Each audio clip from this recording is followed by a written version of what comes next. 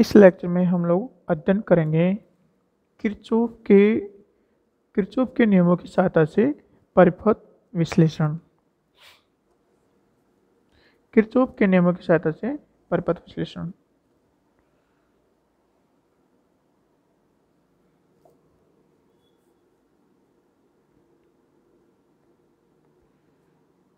Kirchhoff के नियमों की सहायता से किरचॉफ के नियमों की सहायता से परिपथ विश्लेषण। इसमें हमारे पास में दो तरीके से हम लोग परिपथ विश्लेषण कर सकते हैं किरचॉफ के नियमों का उपयोग करते हुए। ठीक है, और ये जो दो नियम हैं उसमें हम लोग क्या करेंगे, एक नियम तो हम लोग धारा नियम का उपयोग करेंगे और एक में हम लोग जो वोल्टा नियम है उसका उपयोग करेंगे। ठीक है, तो जो परिपथ विश्लेषण है उसकी हमारे पास में दो विधि निकल के आएंगी। पहला तो आएगा हमारे पास में पास या लूप विश्लेषण। पास या लूप विश्लेषण। ओके, मैश और लूप, मैश और लूप एनालिसिस।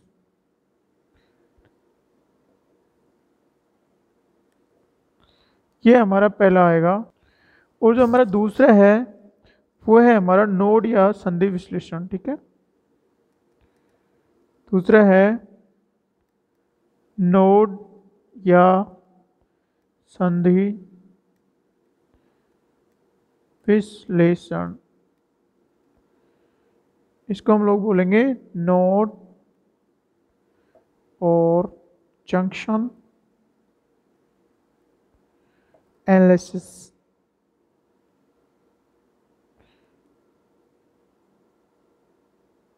ठीक है, तो इन दोनों का आधार अलग अलग है। जो हमारा नोड या संधि विश्लेषण है उसमें विश्लेषण का आधार क्या है, इसमें हमारा विश्लेषण का आधार विश्लेषण का आधार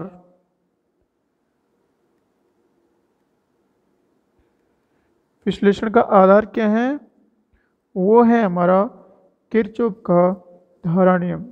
ठीक है, किरचॉफ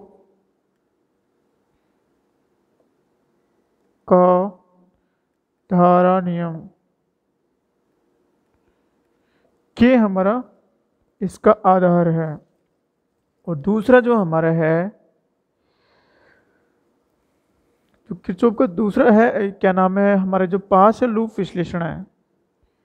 पास या लूप विश्लेषण।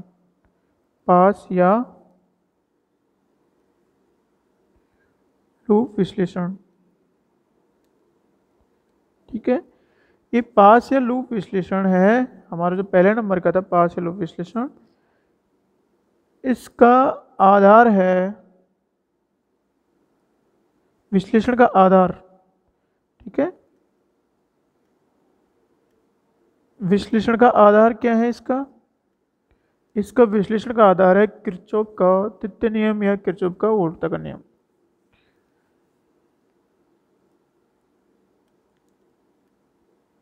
किरचॉफ का वोल्टा नियम। ठीक है, तो हमारे पास जो किरचॉफ के नियम थे दो, उनको हम लोग जाल या जाल विश्लेषण के लिए जब हम लोग यूज करते हैं तो उससे पहले हम लोग इन नियमों का यूज करके विश्लेषण के लिए हमारे पास में दो तरह की मेथड्स होते हैं। पहला है हमारा पास या लूप विश्लेषण, दूसरा है हमारा नोड या संधि विश्लेषण। जो नोड या संधि विश्लेषण है उसका आधार क्या है, हमारा किरचॉफ का धारा नियम या किरचॉफ का प्रथम नियम। और जो पास लूप है उसके उस जो विश्लेषण है, इस विश्लेषण का आधार है हमारा किरचॉफ का वोल्टता का नियम। अब देखो यहाँ पे हम लोग एक बात और बता देते हैं, वो ये है कि इसमें हम लोग विश्लेषण का आधार धारा नियम मानते हैं। इसका मतलब है कि हमारे पास में हमको करंट पता है। क्या पता है? धारा पता है हमें। तो हम लोग इस नियम का उपयोग कब करते हैं? जब हमें वोल्टता ज्ञात करनी हो। ठीक है, कब उपयोग करते हैं? जब हमें इस नियम का उपयोग कब करते हैं हम लोग? जब हमें वोल्टता ज्ञात करनी हो, वोल्टता या विभवांतर ज्ञात करनी हो। ठीक है, तो नोड या संधि विश्लेषण में हम लोग चूंकि धारा नियम का उपयोग करते हैं, इसका मतलब हमें धारा पता है, तो हम लोग इसका उपयोग परिपथ के किसी बिंदु पर या किन्हीं दो संधियों के बीच में हम लोग वोल्टता या विभवांतर का मान ज्ञात करने के लिए नोड या संधि विश्लेषण का उपयोग करते हैं। उसी प्रकार से हमारे पास पास विश्लेषण में हम लोग किरचॉफ के द्वितीय नियम का या वोल्टता नियम का उपयोग करते हैं हम लोग। क्योंकि हमारे पास वोल्टता हमें पता है, तो इस नियम का उपयोग कब करते हैं? जब हमें पास में किसी शाखा की धारा ज्ञात करनी हो। ठीक है, तो हमको इसका यूज करते हैं, इसका उपयोग हम किसी जाल की किसी शाखा में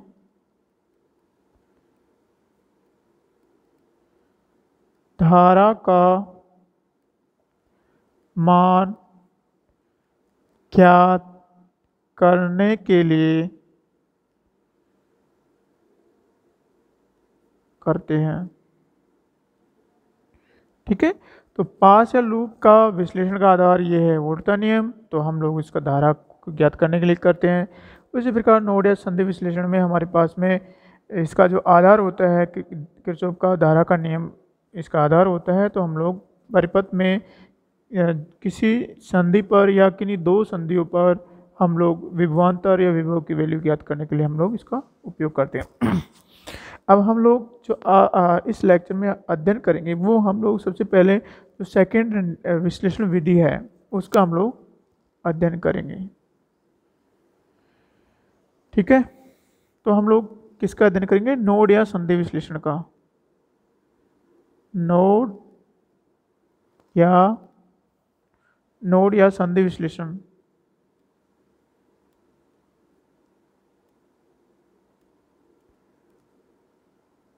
इसमें थोड़ा मैथमेटिकल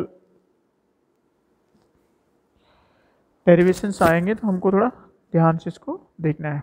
इस विश्लेषण के लिए हम लोग अगर इसको बहुत ही सिंपल मेथड में हम देखना चाहें, तो हम लोग किसी परिपथ में प्रतिबाधाओं के स्थान पे हम लोग प्रवेश्यताओं का उपयोग करते हैं। तो सबसे पहले हम लोग अगर जान लेते हैं कि प्रवेश्यता क्या होती है। प्रवेश्यता जैसे प्रतिबाधाओं का इन्वर्स होता है। ठीक है, प्रतिबाधा का व्युत्क्रम प्रवेश्यता होती है। प्रवेश्यता 1/, प्रतिबाधा। ठीक है, और इसको हम लोग जो प्रतिबाधा है उसको हम लोग इंग्लिश में बोलते हैं 1/, है ये 1/। प्रतिबाधा है इम्पीडेंस, और जो प्रवेश्यता होती है इसको हम लोग एडमिटेंस बोलते हैं। एडमिटेंस। ठीक है, तो हमारी प्रवेश्यता क्या होती है? 1/, प्रतिबाधा होती है। जनरली हम लोग इलेक्ट्रॉनिक्स में प्रवेश्यता होती है उसको हम लोग Y से रिप्रेजेंट करते हैं। ठीक है, और जो प्रतिबाधा होती है हम उसको Z से रिप्रेजेंट करते हैं। तो इस तरह से हमारे पास में जो निकल के आता है कि Y = 1/Z होता है। ठीक है, Y = 1/Z होता है। तो अब तक हमने जो भी इलेक्ट्रॉनिक्स पढ़ी है उसमें हम लोग हमेशा प्रतिबाधा या फिर संधारित्र प्रेरकत्व या प्रतिरोध के रूप में ही हमने सर्किट डिज़ाइन किया था, लेकिन हम लोग अभी सबसे पहले हम लोग प्रतिबाधा के रूप में डिजाइन करेंगे, उसके बाद में उसका उपयोग करके हम लोग प्रवेश्यता के रूप में सर्किट डिजाइन। तो जो हमारा परिपथ है वो इस प्रकार से है। हम लोग 3 संधियाँ लेते हैं और कुछ प्रतिरोध या प्रतिबाधा उसके अंदर रखते हैं। इस तरह से हम लोग बनाते, देखो उसका फिर हम लोग इक्विवेलेंट प्रतिबाधा के रूप में सर्किट डिजाइन करेंगे। हमारे पास में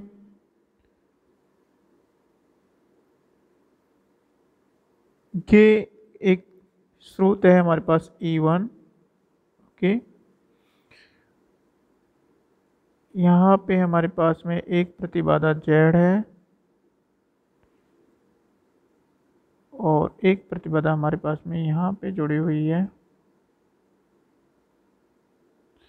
हम लोग संधि विश्लेषण के लिए किसी एक बिंदु को हम लोग ग्राउंडेड मान लेते हैं, भू संपर्कित मान लेते हैं, और फिर उसको रेफरेंस पॉइंट या निर्देश बिंदु मानते हुए हम बाकी जो संधि है उन पर हम लोग वोल्टताओं का मान ज्ञात करते हैं, ठीक है। और एक हमारे पास में ये प्रतिबाधा यहाँ जुड़ी हुई है। उसके अलावा हमारे पास में एक जनित्र यहाँ पे भी जुड़ा हुआ है, ठीक है। ये जनित्र हमारे पास में E2 है, ये E1 है, इसका प्लस यहाँ पे है, माइनस यहाँ पे, इसका प्लस यहाँ पे इसका माइनस। ये हमारी Z1 है, ये हमारी Z3 है, ठीक है। ये हमारी Z2 है, ये हमारी Z4 है, ये Z5 है, ओके। हम लोगों को इसका नोड या संधि विश्लेषण करना है। हम क्या करते हैं, हमारे पास में कितनी संधियाँ हैं, देखो यहाँ से अगर जैसे हम लोग माने कि हमारे पास में कोई करंट I1 चलता है, ठीक है। इसमें हमारे पास में I1 करंट है, धारा का मान I1 है, और इसमें हमारे पास धारा का मान I2 है, यहाँ पे I3 है, इसमें I4 है और इसमें I5 है, हमारे पास में धारा है, ओके। हम लोग क्या मानते हैं, ये जो जहाँ पे जंक्शन कौन कौन से हो गए हमारे पास में, जहाँ पे एक से अधिक धारा मिलती है तो हमारे पास में एक तो ये जंक्शन हो गया, संधि हो गई, ठीक है। दूसरी संधि हमारे पास में ये होगी, क्योंकि यहाँ पे एक से अधिक धाराएं मिलती है या जाती हुई है। I2 जा रही है, यहाँ पे आ रही है, I4 और I5 यहाँ से बाहर निकल रही है, ठीक। और बाकी जितनी धाराएं हैं, जैसे हमारे पास I5 है, I4 है, I3 है और I1 है, ये सारी हमारे पास में इस टर्मिनल पे आती है, एक टर्मिनल पे। तो एक हमारा यहाँ पे ओबेनिस्ट जंक्शन हम लोग इसको मान सकते हैं, इसको हम लोग निर्दिष्ट बिंदु मानते हैं। इसके सापेक्ष हमको क्या ज्ञात करनी है, इसके सापेक्ष हमको इन बिंदुओं पे वोल्टता या विभवांतर की वैल्यू ज्ञात करनी है, ठीक है। ऑफकोर्स हमको I1, I2, I3, I4, I5 इनकी वैल्यू ज्ञात है, और E1, E2 की वैल्यू ज्ञात है, Z1, Z2, Z3, Z4, Z5 इनकी वैल्यू भी हमारे पास में हमको पता है। तो हमारे पास में जो ये पांचवी जो ये जंक्शन है, पांचवी नहीं है, ये जंक्शन है, 3 जंक्शन हो गए हमारे पास में। एक तो ये जंक्शन है, ठीक है, इसको हम लोग A मान सकते हैं, और इसको हम लोग B मान सकते हैं, और इसको हम लोग O मान सकते हैं, ठीक है। तो ये हमारे पास में 3 संधि आ गई, एक तो A, B और O। हमारे पास में कितनी संधि है, इसमें 3 संधियाँ हैं। अब हम क्या मानते हैं कि इस संधि का इस जो ग्राउंड है इसके सापेक्ष विभवांतर कितना है, ठीक है। सपोज करो इसका विभवांतर इसके सापेक्ष V2 है, ठीक है, और इस B बिंदु का इसके सापेक्ष विभवांतर V3 है,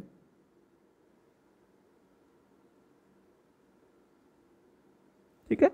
हम लोग ऐसे भी मान सकते हैं, उसके अलावा हम लोग मान सकते हैं कि ए पर विभव की वैल्यू हम लोग हमारे पास ई ए है और बी पे इसका विभव की वैल्यू ई बी है, हम लोग ऐसे भी इसको मान सकते हैं। अब हम लोग आते हैं कि हमारी जो I1 की वैल्यू कितनी है, I2 की वैल्यू कितनी है, I3 की वैल्यू कितनी है, I4 की वैल्यू कितनी है और I5 की वैल्यू कितनी है। क्योंकि हम लोग नोड या संधि विश्लेषण करने जा रहे हैं तो हमारे पास में हमारी करंट की वैल्यू हमें पता होनी चाहिए। ठीक है, तो देखो हम लोग क्या करते हैं, इसमें हम लोग लूप इसमें धारा की दिशा हम लोग ए चूज करते हैं, हमने चूज कर रखी है और इस दिशा में हम लोग जाएंगे। यहाँ पे हम लोग इस दिशा में जाएंगे विश्लेषण करते समय और यहाँ पे हम लोग इस दिशा में जाएंगे। ठीक, तो इस जो हमारे पास में जो लूप है, कौन सा लूप, ये वाला।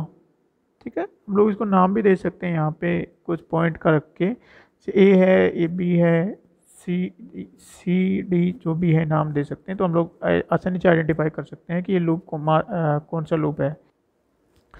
वैसे हम लोग इसको loop number 1, okay, loop number 1, loop number 2, loop number 3 नाम दे सकते हैं। अब हम लोग I1 की वैल्यू ज्ञात करते हैं। ठीक है, जब हम लोग I1 की वैल्यू ज्ञात करेंगे तो हम लोग Z1 को कंसिडर नहीं करके हम लोग इस पे कितनी वोल्टता है वो हम लोग डिसाइड करेंगे। ठीक है, तो यहाँ पे हम लोग जो, ठीक है, जस्ट हमें करंट की वैल्यू ज्ञात करनी है और कुछ नहीं। तो हम देखो यहाँ पे हम लोग हमारा किरचॉफ का द्वितीय नियम लगाते हैं सबसे पहले। ये क्या है, हम लोग प्रतिबाधाओं के रूप में प्रवेशता के रूप में लिखते हैं, उससे पहले की जो कैलकुलेशन है ये है। ठीक है, हालांकि हमारा इसमें कोई रोल नहीं होता, अगर हमें पता है कि I1 कितनी है तो हम लोग आसानी से ज्ञात कर सकते हैं। ठीक है, जो भी हमें वोल्टता ज्ञात करनी होती है। तो सपोज ये V2 है, तो किरचॉफ के द्वितीय नियम से हमारे पास में क्या आएगा, किरचॉफ के द्वितीय नियम से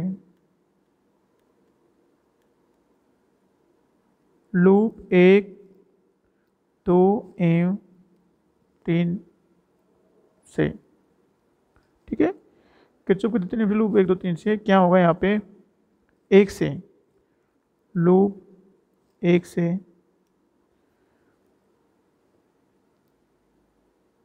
हम I1, I2, I3, I4 व I5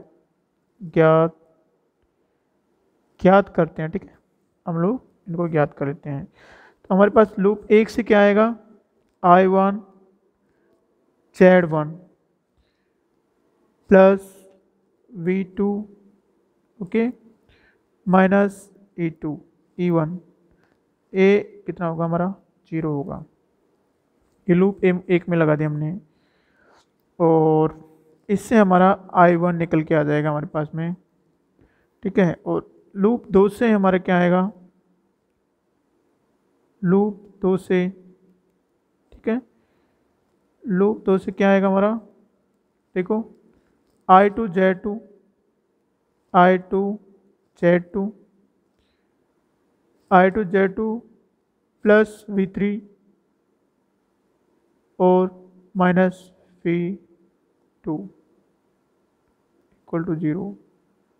और एक हमारा लूप 3 से, ओके, हम लोग थोड़ी कैलकुलेशन करके हम लोग प्रवेश्यता के रूप में समीकरण ज्ञात कर लेते हैं। इनको प्रवेश्यता Z1, Z2, Z3 और Z4 है, इनको प्रवेश्यता के रूप में लिखने के लिए हम लोग ये करते हैं, बाकी हम लोग इसका द्वितीय नियम का उपयोग नहीं करते। ठीक है, हम लोग जस्ट संधि नियम का उपयोग करके हम लोग वोल्टता की वैल्यू ज्ञात कर लेते हैं। लूप 3 से क्या होगा हमारा, I3 Z5, I3 Z5, I3 Z5,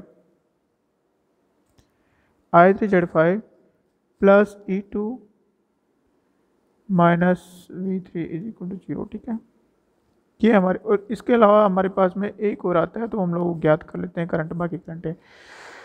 तो यहाँ पे हमारा I1 कितना आ गया, यहाँ से हमारा I1 equal to E1 minus V2 divide by Z1, ये हमारा I1 आ गया। यहाँ से हमारा I2 कितना आ गया, I2 equal to V2 minus V3 divide by Z2। Okay, ये हमारा I2 आ गया। यहाँ से हमारा I5 है, ये 3 नहीं है, I5। ओके, सो I5 कितना आ गया हमारा? I5 equal to V3 minus E2 divide by Z5। ये हमारा I5 आ गया। ओके, और हमारा जो I3 है वो कितना आएगा? ये I3 है, ठीक है। I3 कितना आएगा? इसके सिरों पे कितना वोल्टेज है? V2 है, उसमें हम लोग अगर प्रतिबाधा का भाग दे देंगे तो हमारी I3 आ जाएगी। तथा I3 is equal to V2 divide by Z3, V2 divide by Z3। और I4 कितनी है हमारी? इस Z4 के सिरों पे कितनी विभवांतर है? V3 है, उसमें हम लोग इस प्रतिबाधा का भाग देंगे तो हमारे पास में I4 equal to V3 divided by Z4। ये हमारे पास में I1, I2, I3, I4, I5 आ गया। ठीक है, ये हमने कैसे ज्ञात किया है? ये हमने V इज इक्वल टू, जो ओम का नियम है, V equal to I time Z या IR से, ठीक है, इससे हम लोग इससे ओम के नियम से ज्ञात कर लिया है। V is equal to IR, तो I equal to V by R आएगा। ठीक है, सो I इक्वल टू हमारे पास में I3 equal to V2 divide by Z3, I4 equal to V3 divide by Z4 आ गया। और बाकी I1, I2, I3 हमने किरचॉफ के द्वितीय नियम, या जो कि हमारे पास में जो लूप नियम है उसकी सहायता से हमने इनको ज्ञात कर लिया। अब हम लोग इनको प्रवेश्यता के रूप में इसको समीकरण को लिखेंगे। वो कैसे लिखेंगे वो देखते हैं हम लोग। ओके, तो देखो इस प्रकार से लिखते हैं हम लोग।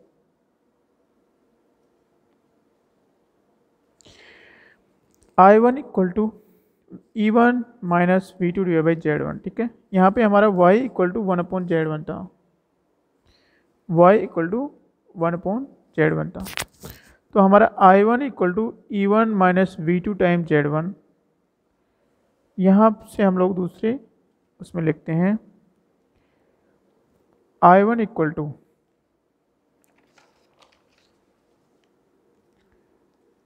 हम लोग सबसे पहले सर्किट डिजाइन कर लेते हैं, तो उसके बाद फिर दोबारा से बताते हैं हमको कैसे इक्विवेलेंट प्रतिबाधा के रूप में लिखते हैं। हम लोग दोबारा से सर्किट डिजाइन कर रहे हैं। प्लस माइनस ये E1 था, E2 था। ओके, ये Z1, ये Z3, ये Z2, Z4, Z5। यहाँ से हमारा I1 फ्लो हो रहा था, यहाँ पे I3 है, इसमें I2 है, इसमें I4 है, इसमें I5 है। ठीक है, ये है, ये बिंदु B है, यहाँ पे हमारा ग्राउंड था। ओके, तो हमारी A, B और O संधि थी। तो हमारे पास में जो I1 कितनी आ रहा है? I1 इक्वल टू, देखो यहाँ पे ध्यान से देख लो, I1 equal to this voltage minus this voltage, E1 minus V2 divide by Z1। Okay, तो I1 इक्वल टू कितने आएगी हमारी? I1 equal to E1 minus, ये जो है हमारी, ये V2 है, ये V3 है हमारी। ठीक है, V2 डिवाइड बाई Z1, ये हमारी I1 आ गई। और I2 कितनी है हमारी? देखो यहाँ से I2 इक्वल टू ये V2 माइनस ये V3 डिवाइड बाई Z2। ठीक है, this minus this divide by a. तो हमारा I2 कितना हो गया? I2 इक्वल टू ये वोल्टेज में से इसको घटा देते हैं हम लोग, V2 minus V3 divide by Z2। ये हमारी I2 हो गई। ओके, उसके बाद हमारी I3 कितनी है? I3 है हमारी, इस वोल्टेज में इसका भाग लगा देते हैं हम लोग। I3 है हमारी I3 कितनी है, इस वोल्टेज में हम लोग इसका भाग लगा देंगे V2/Z3। ओके, उसके बाद में हमारी I4 कितनी है, हमारी I4 है, इस वोल्टेज में हम लोग Z4 का भाग लगा देते हैं। I4 equal to V3/Z4। Okay, और हमारी I5 कितनी है, हमारी I5 कितनी है, V3 माइनस E2 मतलब इस वोल्टेज में से इसकी वोल्टेज को कम करके हम लोग इसका भाग लगा देते हैं। तो इसमें से इसको कम किया, I5 equal to V3 minus E2/Z5, ये हमारी I5 आ गई। ओके, अब हम देखते हैं इसको प्रवेश्यता के रूप में इस परिपथ को किस प्रकार से लिख सकते हैं हम लोग, चूँकि हम लोग नोड या संधि विश्लेषण करेंगे और उसमें हमारा प्रवेश्यताओं के रूप में इसको लिखना बहुत ही ईजी रहता है, लिख के सोल्व करना बहुत ईजी रहता है। तो देखो हमारी प्रवेश्यता इक्वल टू 1 बटा प्रतिबाधा y इक्वल टू 1/z, ठीक है। चूँकि y इक्वल टू 1/z, ठीक है, अतः y1 इक्वल टू 1/z1 होगा हमारा, y2 इक्वल टू 1/z2 होगा, ठीक है, y3 इक्वल टू 1/z3 होगा, y4 इक्वल टू 1/z4 होगा, और y5 इक्वल टू 1/z5 होगा, ठीक है। इस तरह से होंगे। अब हम लोग क्या करते हैं, इस 1/z1 इसमें हम लोग y1 रखेंगे 1/z1, 1/z2 में y2 रखते हैं, 1/z3 में y3 रखते हैं, 1/z4 में y4 रखते हैं, यहाँ पे हम लोग y5 रखते हैं। देखो हम लोग लिखते हैं, हमारे पास समय काफ़ी कम है तो हम लोग ले रख के देखते हैं, रखते हैं हम लोग। तो I1 कितनी आती है हमारी, I1 इक्वल टू हमारी आती है E1 माइनस V2/Y1। हमारी I2 कितनी आएगी, I2 equal to V2 minus V3 time Y2। Okay, हमारी I3 कितनी आएगी, हमारी I3 आएगी हमारी V2 टाइम Y3, और हमारी I4 कितनी आएगी, V3 टाइम Y4, और हमारी Y5 कितनी आएगी, और हमारी I5 आएगी देखो V3 minus E5 time 1/Z1 का Y5 आ जाएगा। Thank you.